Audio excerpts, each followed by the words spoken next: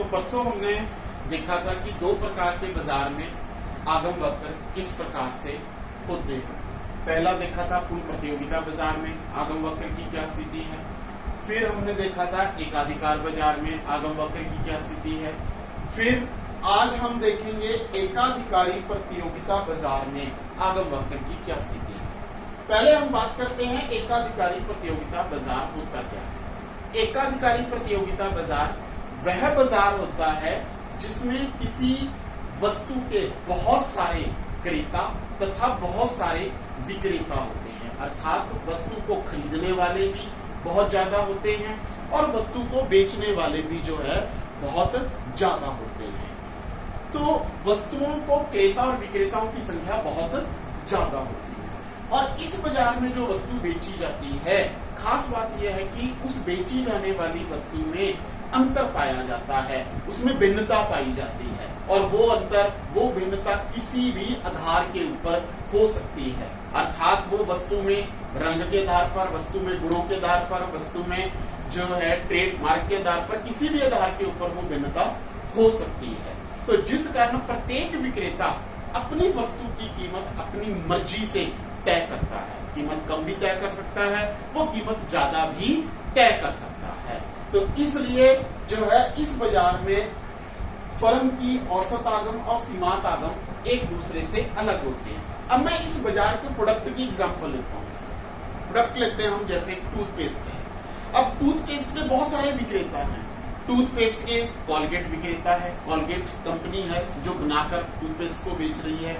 Toothpaste के जो है पतंजलि कंपनी है जो दंत कांति जो है वो बनाकर बेच रही है। इसी तरह से टूथपेस्ट का पेप्सोडेंट विक्रेता है, वो टूथपेस्ट को बनाकर बेच रहा है। तो हर विक्रेता का टूथपेस्ट दूसरे विक्रेता से किसी ना किसी आधार पर क्या है, अलग है, भिन्न है, उसमें कोई ना कोई अंतर जो है जरूर होता है। तो इस तरह से ऐसे बाजार को हम एकाधिकारी प्रतियोगिता बाजार कहते हैं। अब इस बाजार में हर विक्रेता टूथपेस्ट की कीमत अपनी मर्जी से तय कर रहा है, कीमत कम भी हो सकती है, कीमत ज्यादा भी हो सकती है। इस कारण इस बाजार में औसत आगम और सीमांत आगम दोनों एक दूसरे से अलग अलग होती हैं। ये खास ध्यान रखना कि वक्र जो है वो एक दूसरे से अलग अलग होते हैं। अब कैसे होते हैं हम एक टेबल के द्वारा देखेंगे। यह है बिक्री की इकाइयां कि जो वस्तुएं बेची गई, 1 इकाई बेची गई, 2 इकाइयां बेची गई, 3 इकाइयां बेची गई, 4 इकाइयां, 5 इकाइयां बेची गई। अब लेते हैं हम वस्तु की औसत आगम, जिसको हम क्या कहते हैं, कीमत भी कहते हैं। तो ध्यान रखना, मैंने परसों भी बताया था कि औसत आगम और कीमत सेम थिंग, कोई फर्क नहीं होता है। मान लो 10 रुपए में वो विक्रेता वस्तु की जो है 1 इकाई बेचता है, तो यहाँ पर हम साथ में TR निकाल देंगे, टोटल रेवेन्यू, कुल आगम। तो कुल आगम कितनी आएगी, 10, क्योंकि AR को इससे मल्टीप्लाई करेंगे। मान लो दूसरा विक्रेता जो है वो अपनी ही वस्तु को 9.5 रुपए में बेच रहा है। इसका मतलब क्या हुआ कि कुल आगम कितनी है, 19 रुपए। अब तीसरा विक्रेता है वो क्या करता है, वो 9 रुपए में वस्तु को बेचता है, तो कुल आगम कितनी हो जाएगी, 27 रुपए। चौथा विक्रेता है वो क्या करता है, वस्तु को जो है वो 8.5 रुपीज में बेचता है। तो इसका मतलब यहाँ पर जो कुल आगम है वो 34 रुपए आ जाएगी। और अगला विक्रेता उसी वस्तु को 8 रुपए में बेच रहा है, तो इसका मतलब जो है वो कुल आगम 40 रुपए आ जाएगी। अब हम इसकी MR निकाल लेते हैं।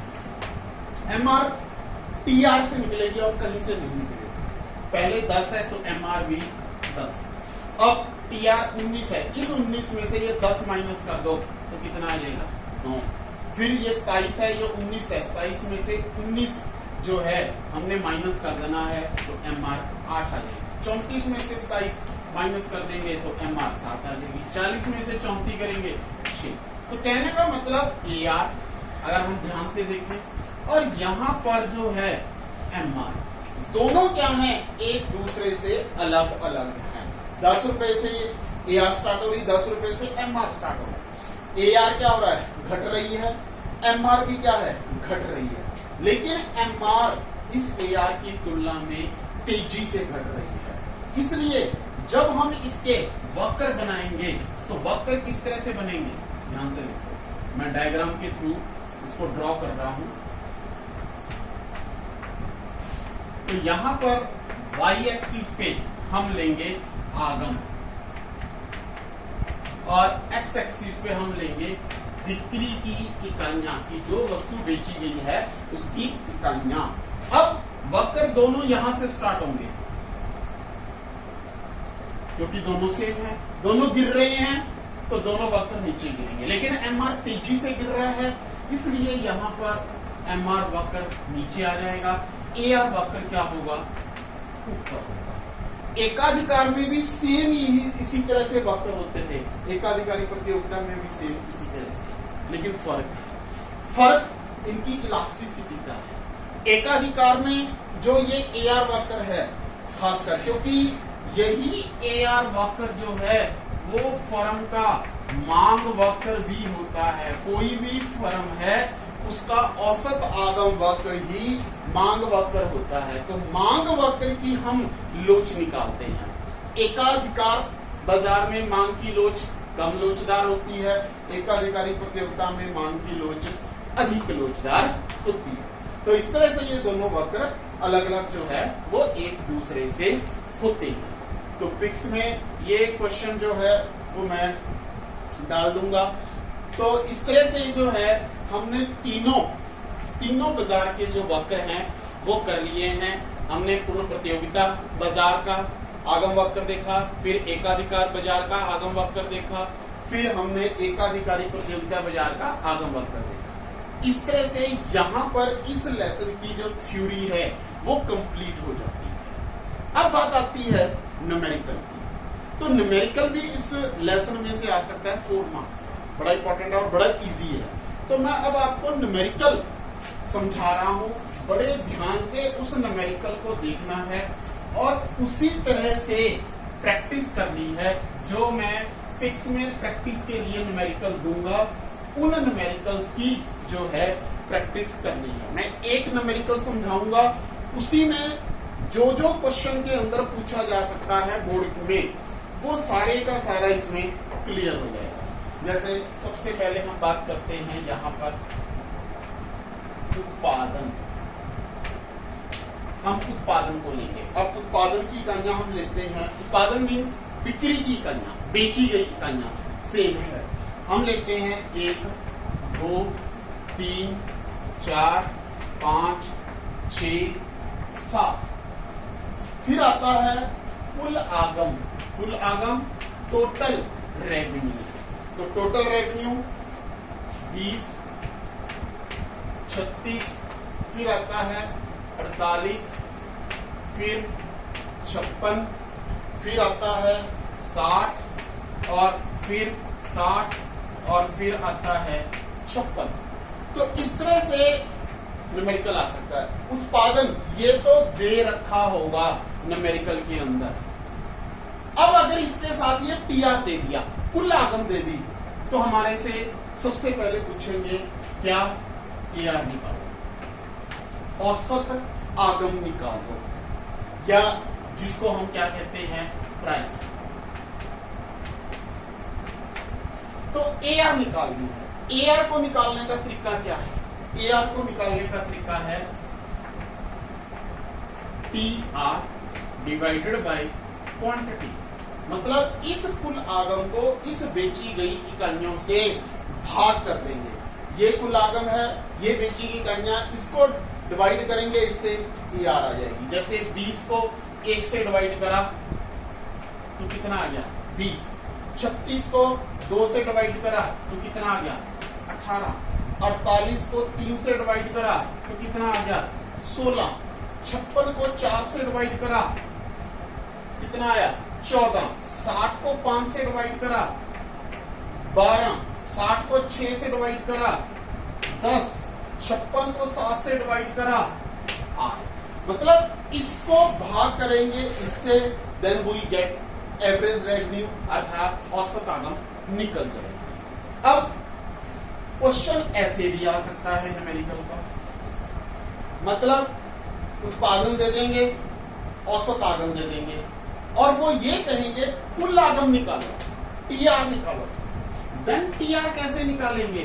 टीआर निकालेंगे एआर गुना क्वांटिटी, मतलब इस औसत आगम को इस बेची गई इकाइयों से गुणा कर देंगे, मल्टीप्लाई कर देंगे, then we get total revenue. 20 को 1 से मल्टीप्लाई करा 20, 18 को 2 से करा 36, 16 को 3 से करा 48, 14 को 4 से करा 56, 12 को 5 से करा 60, 10 को 6 से करा 60, 8 को 7 से करा 56, तो टीआर आ गया। तो इस तरह से दोनों में से एक दे रखी है तो हम दूसरी फाइंड आउट कर सकते हैं, निकाल सकते हैं, वो मैंने मेथड बता दिया। अब उसके बाद तीसरी चीज क्या पूछ सकते हैं, वो एमआर, सीमांत आगम, मार्जिनल रेवेन्यू। मार्जिनल रेवेन्यू किससे निकलेगी? टीआर से निकलेगी। हमेशा एमआर टीआर से निकलेगी और किसी से नहीं निकलेगी। कैसे? जो फर्स्ट वाली है वो एज इट इज यहां पर मेंशन कर दो, सेम 20 है तो 20 की 20 लिख देनी है। 36 में से 20 घटा दो, नीचे वाली में से ऊपर वाली माइनस कर दो, तो कितना आ जाएगा? 16। 48 में से 36 माइनस कर दो तो कितना आ जाएगा? 12। 56 में से 48 माइनस कर दो, कितना आ जाएगा? 8। 60 में से 56 माइनस कर दो, 4। 60 में से 60 माइनस कर दो, 0। 56 में से 60 माइनस कर दो, -4। इस तरह से सीमांत आगम एमआर जो है वो हम निकाल लेंगे। अब ऐसे भी हो सकता है कि उत्पादन दे देंगे, एमआर दे देंगे और वो कहेंगे कि टीआर निकालो, ये वाली, ये साफ हो जाएगी यहां से कि टीआर निकालो, इससे ये निकालनी है। कैसे निकालेंगे? First MR as it is लिख दो, 20 है तो 20 की 20। अब इस 20 में ये 16 प्लस कर देंगे, 20 में 16 को ऐड कर देंगे, कितना आ जाएगा? 36। 36 में 12 को ऐड करेंगे तो कितना आ जाएगा यहाँ पर? 48। 48 में 8 को ऐड करेंगे तो कितना आ जाएगा? यहाँ पर आ जाएगा 56। 56 में 4 को ऐड करेंगे 60, 0 को ऐड करेंगे 60, -4 करेंगे 56। तो इसका मतलब इन दोनों में से कोई एक दे रखी है, हम दूसरी फाइंड आउट कर सकते हैं। इस तरह से न्यूमेरिकल जो है वो 4 मार्क्स का जो है पेपर के अंदर आ सकता है। तो इस न्यूमेरिकल को ध्यान से देख लो, किस तरह से हमने इसको जो है निकाला है। फिर भी किसी तरह का कोई डाउट होगा तो उस डाउट को पूछकर जो है वो क्लियर कर सकते हैं। अब इसी तरह से एक और न्यूमेरिकल है जो पेपर में आ सकता है, अब मैं उसकी बात करूंगा। वो थोड़ा सा घुमा के है, पूछा जा सकता है घुमा के, तो इस कारण मैं पहले उसको जो है यहाँ पर दिखा देता हूँ, फिर मैं उसको सॉल्व करके दिखाऊंगा कि कैसे जो है उसको निकाला जाएगा।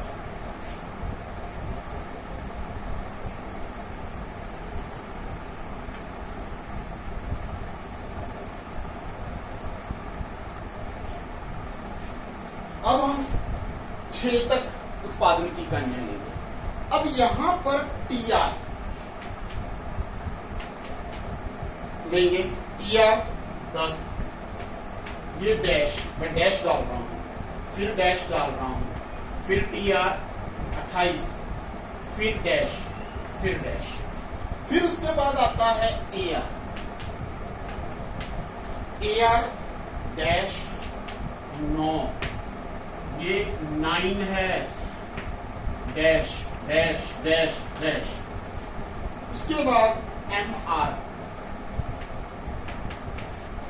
एमआर जो है डैश डैश 6, फिर उसके बाद डैश 2 0।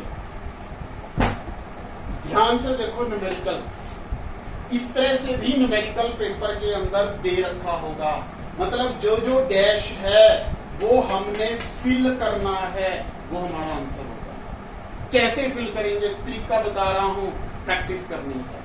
अब हम इसको ऐसे सॉल्व नहीं करेंगे एक एक करके कि पहले ये सॉल्व करेंगे फिर ये करेंगे फिर ये करेंगे, नथिंग, हमारा आंसर गलत आएगा।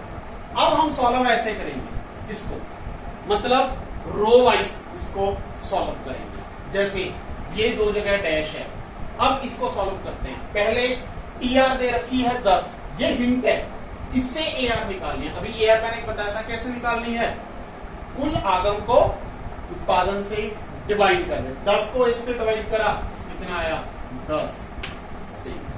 और एमआर में मैंने क्या बताया था कि जितनी टीआर होती है सेम एमआर में लिख रही है 10। हो गया कंप्लीट। अब यहां पर टीआर निकालनी है, किससे, एआर हिंट है, एआर को इससे मल्टीप्लाई करेंगे, एआर को इस 2 से गुणा करेंगे, तो 2 गुणा 9 कितना आ गया 18 आ जाएगा। अब एमआर, ये एमआर इससे निकलेगी कैसे, 18 में से 10 को माइनस कर देंगे तो कितना आ जाएगा 8। फिल हो गया। अब ये दो चीजें, हिंट ये है एमआर, मतलब पहले टीआर निकालेंगे। टीआर कैसे निकलेगी, इस 18 में 6 ऐड कर देना है तो कितना आ जाएगा 24, टीआर आ गई। अब एआर निकालनी है, कैसे निकालेंगे, बताया था टीआर को इससे डिवाइड करेंगे, भाग करेंगे। 24 को 3 से भाग करा 8 आ गया। अब ये दो चीजें, हिंट ये है, तो एआर निकालनी है, 28 को 4 से डिवाइड करेंगे तो कितना आ जाएगा 7। अब एमआर निकालना है, 28 में से 24 माइनस कर देंगे तो कितना आ जाएगा 4 आ गया। अब यहां पर अब हिंट ये है, तो टीआर निकालनी है, 28 में 2, ये 28 है ये 2 है, जोड़ देंगे तो कितना आ जाएगा 30।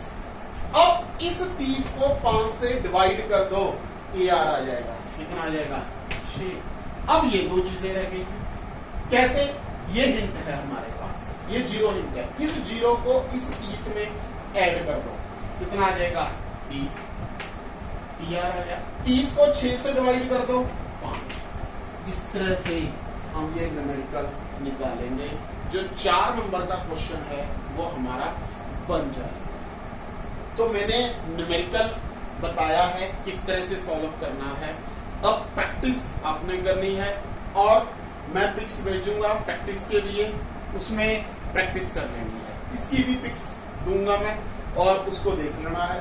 फिर भी अगर कोई डाउट आता है किसी को पूछ सकता है। और आज हमारा ये चैप्टर आगम वाला, संप्राप्ति वाला, आय वाला कंप्लीट हो गया है, मतलब 9th चैप्टर भी हमारा कंप्लीट हो गया, और फिर हम परसों को नया चैप्टर स्टार्ट करेंगे।